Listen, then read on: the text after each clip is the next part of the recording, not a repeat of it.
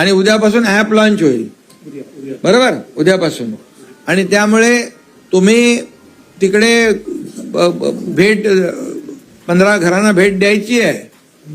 15 घरांना भेट न देता भेट दिली असं तुम्ही सांगू शकणार नाही. त्यामुळे ते लगेच कळणार आहे. हा, जिओ टॅगिंग आहे. त्यामुळे ट्रॅकिंग होईल आणि ज्यांना लाभ मिळाला नाही त्यांचा पूर्ण डेटा आपल्याकडे येईल. त्यांना पूर्ण मदत आपण करू. काही लोकांना माहीत नाही आहे, मुख्यमंत्री माझी लाडकी बहीण योजनेमध्ये जे लाभार्थ्यांना लाभ झाला आहे त्यांनाही भेटणं आणि ज्यांना लाभ मिळाला नाही त्यांनाही भेटणं. आणखी ज्या काही आपल्या योजना आहेत शासनाच्या, लाडकी बहीण तर आलीच, लेक लाडकी लखपती आहे, मुख्यमंत्री युवा कार्य प्रशिक्षण योजना आहे, मुख्यमंत्री अन्नपूर्णा योजना आहे. त्याचबरोबर मुलींना उच्च शिक्षण, हायर एज्युकेशन जे आहे ते मोफत देण्याचा निर्णय घेतला आहे. मुख्यमंत्री वयोश्री योजना आहे, मुख्यमंत्री तीर्थदर्शन योजना आहे आणि त्याचबरोबर मुख्यमंत्री कृषी पंप वीज बिल माफ योजना आहे, कामगार कल्याण योजना आहे आणि बचत गट, महिला बचत गटांचा महिला सक्षमीकरणाचा एक कार्यक्रम आहे. असे कार्यक्रम हे टॉप 10 कार्यक्रम आपण, अनेक योजना ज्या आहेत त्याही आहेत. त्याबद्दल देखील त्या कुटुंबाला माहिती देणं, त्या कुटुंबाला लाभ मिळालाय की नाही या बाबतीत विचारपूस करणं, लाभ मिळाला नसेल तर त्याला मदत करणं लाभ मिळवून देण्यासाठी. आणि त्याचबरोबर इतर ज्या योजना आहेत या योजनांची माहिती देणं, ती प्रक्रिया कशी राबवायची आणि लाभ जो आहे त्या कुटुंबाला मिळाला पाहिजे, अशा प्रकारची मुख्यमंत्री माझी लाडकी बहीण योजना कुटुंब भेट हे आपण कार्यक्रम उद्यापासून आपण सुरू करतोय. याचा शुभारंभ उद्यापासून होईल. थोडंसं मी विरोधकांच्या बद्दल बोलतो, चांगलं बोलतो, वाईट नाही बोलत, की सांगितलं हे योजनाच नाही आहे, ही खोटी योजना आहे, ही फसवी योजना आहे. आणि हे बोलताना ही योजना लागू होणे म्हणून कोर्टात गेले, हायकोर्टाने त्यांना लाडक्या बहिणींच्या बाजूने निकाल दिला आणि आणखी काही ना काही त्यांचे प्रयत्न चालू आहेत. म्हणून काही माझ्या बहिणींनी काय होईल, योजना सुरू होईल की नाही, पण शेवटी हे महायुतीचं सरकार आहे. हे जे शब्द दिले ते शब्द पाळणारं सरकार आहे. आम्ही जे देऊ शकतो तेच बोलणार आणि जे बोलणार ते देणार. आणि म्हणून आम्ही जेव्हा खात्यामध्ये पैसे, रक्षाबंधनच्या अगोदर 4 दिवसापासून खात्यात पैसे सुरू झाले, तेव्हा माझ्या लाडक्या बहिणींना देखील विश्वास झाला की या सरकारमधले भाऊ आपले खरे भाऊ आहेत आणि हे जे विरोध करणारे सावत्र भाऊ आहेत. त्यामुळे आता उरलेले ज्या बहिणी आहेत त्यांचं देखील आपण 30 सप्टेंबर पर्यंत आणखी आपण मुदतवाढ दिलेली आहे, हे देखील सांगायचं आहे. त्यामुळे तुम्ही सर्वजण आज याच्यामध्ये ज्या योजना आपल्या इतर आहेत त्या देखील महत्वाच्या योजना आहेत आणि एवढ्या तुम्हाला फक्त त्यांच्यापर्यंत पोहोचायचं आहे आणि योजनांची माहिती द्यायची आहे. तुम्हाला ज्या योजनांमध्ये त्यांनी आता बेनिफिट घेतलेला नाही ते तुमच्यामुळे त्यांना मिळणार आहे. त्यामुळे तुम्हाला काय मागायला नाही जायचं आहे, द्यायला जायचं आहे. आणि आपण म्हणतो नेहमी की देणारं हे सरकार आहे, घेणारं नाही. त्यामुळे हे तुम्हाला दाखवून द्यायचं आहे, हे सरकार देणार आहे.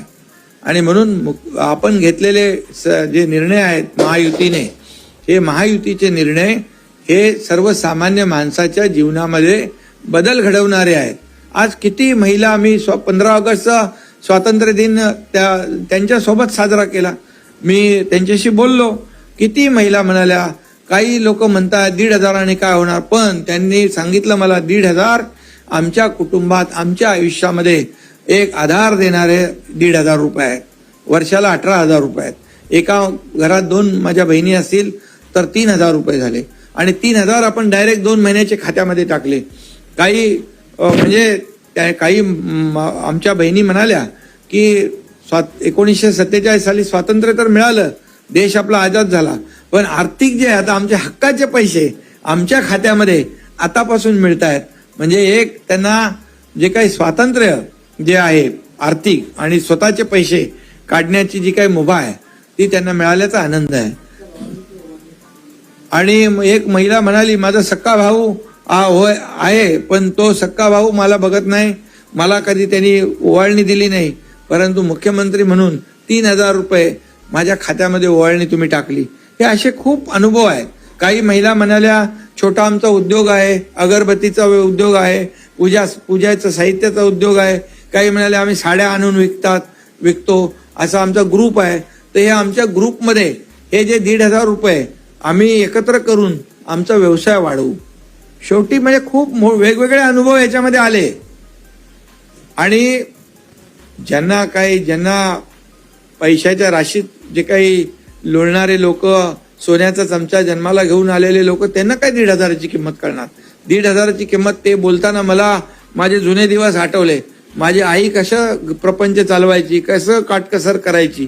शेवटी हे आपल्याला माहित आहे की आपण सर्वसामान्य शेतकरी कुटुंबातून आलोय, आपण सर्वसामान्य घरातले लोक आहोत. त्यामुळे याचा उपयोग जो आहे, आणि सगळ्यात महत्वाचं म्हणजे महिला ही अर्थव्यवस्थेला चालना देणारी सगळ्यात मोठी शक्ती कोण आहे, तर महिला शक्ती आहे. कारण त्यांना माहित आहे पुरुषांना काय, आपल्याला बाहेर आपण फिरतो, कामं करतो, परंतु घर चालवणारी जी आपली महिला भगिनी आहे तिला अर्थकारण चांगलं कळतं. आणि हे पैसे जे आहेत हे पुन्हा आपल्या मार्केटमध्ये येणार आहेत, अर्थव्यवस्थेमध्ये येणार आहेत, आणि अर्थव्यवस्थेला चालना मिळणार आहे. एखादा दुकानवाला आहे, त्याच्याकडून खरेदी जास्ती होईल या आपण दिलेल्या पैशामुळे, तो शहरातून जास्तीचा माल इकडे घेऊन येईल.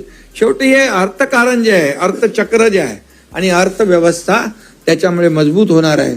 आणि आपल्या राज्याची अर्थव्यवस्था मजबूत झाली तर देशाची अर्थव्यवस्था मजबूत होणार आहे. कारण आज आपण महाराष्ट्र सगळ्याच बाबतीमध्ये, आता मी काय याच्यामध्ये विषयांतर करत नाही, परंतु महाराष्ट्र आज परदेशी गुंतवणुकीमध्ये नंबर 1ला आहे. 15 कुटुंबांना भेट देणार, त्या कुटुंबामध्ये त्यांच्याशी बोलणार. कारण त्या परिवारामध्ये समजा मुख्यमंत्री माझी लाडकी बहीण योजनेची लाभार्थी आहे, एखाद्या परिवारामध्ये लाभार्थी नसेल, ते लाभार्थी कशी होईल यासाठी त्यांना मार्गदर्शन करणं, माहिती देणं. आणि त्याचबरोबर ज्या 10 योजना आहेत, म्हणजे 10 पेक्षा जास्त योजना आहेत, परंतु आपण 10 योजना एक प्रायोरिटी करू, एक टॉप 10 ज्या योजना आहेत त्या आपण त्याची माहिती देऊ. आणि त्या एखाद्या कुटुंबामध्ये समजा सुशिक्षित बेरोजगार आहे, तर आपण जी मुख्यमंत्री युवा कार्य प्रशिक्षण योजना सुरू केली, 6,000, 8,000, 10,000 स्टायपंड देण्याचा जो निर्णय घेतला, म्हणजे खाजगी कंपनीमध्ये तो अप्रेंटिसशिप करेल, आपल्या सरकारी महामंडळं असतील आपली त्याच्यामध्ये अप्रेंटिसशिप करेल, पण त्याचं स्टायपंड जे आहे, प्रशिक्षण भत्ता सरकार देणार आहे. आतापर्यंतच्या इतिहासामध्ये ही पहिली योजना आपण सुरू केली आहे. म्हणजे त्या घरामध्ये एखादा युवक असेल तर त्याला मार्गदर्शन करणं, एखादी मुलगी आहे आणि तिला उच्च शिक्षण घ्यायचं आहे तर तिला मदत करणं. त्याचबरोबर 3 सिलेंडर, गॅस सिलेंडर आपण मोफत देणार आहोत त्या कुटुंबाला, तर त्या कुटुंबाला त्या बाबतीमध्ये मार्गदर्शन करणं. त्याचबरोबर त्या कुटुंबामध्ये एखादा ज्येष्ठ नागरिक आहेत तर त्या ज्येष्ठ नागरिकांना वयश्री योजनेचा लाभ कसा मिळेल, 3,000 रुपये डायरेक्ट डीबीटी मध्ये आपण ते त्यांच्या खात्यात आपण देणार आहोत, त्या बाबतीमध्ये ती माहिती त्यांना देणं. त्याचबरोबर जेव्हा ग्रामीण भागात जाऊ आपण, तर शेतकरी जे 7.5 HP पर्यंत मोटर पंपाने शेती करतात, त्यांचं आपण वीज बिल माफ करण्याचा निर्णय घेतलाय. तर त्यांची माहिती मागवणं, शासकीय यंत्रणांच्या माध्यमातून तर ते फॉर्म भरणं वगैरे होईल, परंतु त्यांना हे आपण माफ केलेलीची माहिती त्यांना आपल्याकडून गेली पाहिजे. त्याचबरोबर कामगार कल्याण योजना ज्या आहेत, जे बांधकाम कामगार आहेत त्यांना किट देतो आपण, आणि घरेलू आपल्या ज्या काही महिला आहेत काम करणाऱ्या त्यांना देखील किट देतो भांड्यांचं. आणि त्यामुळे त्याची देखील माहिती त्या कुटुंबाला देणं, म्हणजे एका कुटुंबामध्ये आपण अगदी जी लेक लाडकी लखपती आहे, म्हणजे मुलीचा जन्म झाल्यापासून तर लाडक्या बहिणीपासून, लाडक्या भावापासून, ज्येष्ठ नागरिकापर्यंत या सगळ्यांना त्याच्यामध्ये कव्हर केलेलं आहे. आणि शेतकऱ्यांना देखील त्याच्यामध्ये कव्हर केलं आहे. त्यामुळे एक पूर्णपणे एका शासनाने पूर्ण एक इकोसिस्टीम तयार केलेली आहे आणि पूर्ण परिवाराला लाभ देणाऱ्या योजना आपण सुरू केलेल्या आहेत.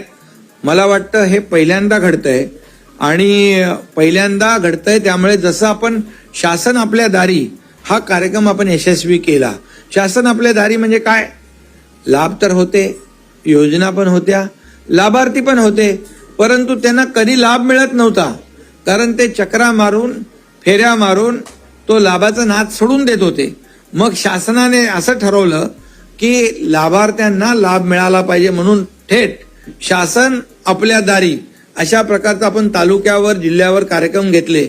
आणि तिथं त्याच कार्यक्रमामध्ये लाभार्थी आपल्या व्यासपीठावर बसायचे, लाभार्थी समोर बसायचे आणि तिथं ट्रॅक्टर असेल, पॉवर ट्रिलर असेल, ड्रोन असेल, तिथे घराची किल्ली असेल, महिला बचत गटाचे चेक असतील, विहिरीचे पैसे असतील, शेततळ्याचे पैसे असतील, ह्या सगळ्या योजना ज्या आहेत, या संजय गांधी योजना असेल, श्रावणबाळ योजना असेल, या सर्व योजनांचे पैसे आपण तिथल्या तिथे त्यांना चेकवर देतो. आणि आपल्याला माहित आहे की त्यामध्ये 5,38,00,000 लाभार्थ्यांनी लाभ घेतला. 5,38,00,000 लाभार्थी. जर आपण हे शासन आपल्या दारी घेऊन गेलो म्हणून, नाही तर याच्यातले कितीतरी लाभार्थी वंचित राहिले असते. आणि म्हणून शासनाच्या प्रत्येक योजना या लाभार्थ्यांपर्यंत पोहोचल्या पाहिजे, ही सरकारची भूमिका आहे. आणि म्हणूनच आज आपण ही जी काही उद्यापासून हे करतोय कुटुंब भेट, ही कुटुंब भेट म्हणजे त्या कुटुंबाला देय असलेले लाभ, त्याच्याबद्दलचं मार्गदर्शन, त्याच्याबद्दलची मदत त्या कुटुंबाला आपल्या कार्यकर्त्यांकडून मिळाली पाहिजे.